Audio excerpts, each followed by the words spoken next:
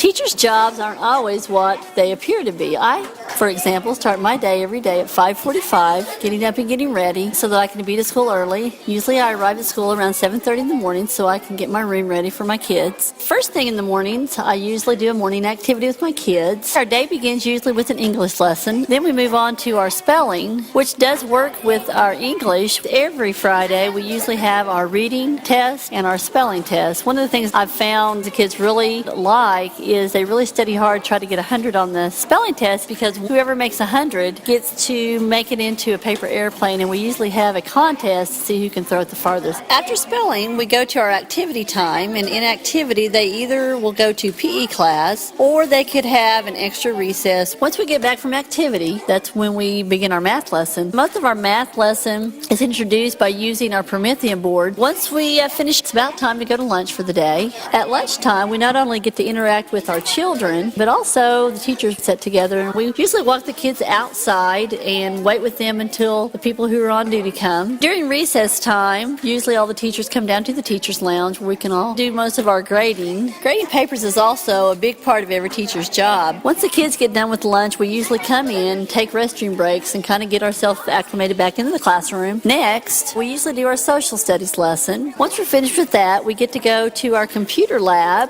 It gives the children a time to take accelerated reading tests. Once we get back into the classroom from computer lab, we usually start in with our reading lesson. Next, we go to the library. Finishing up our day usually is our science lesson. Okay,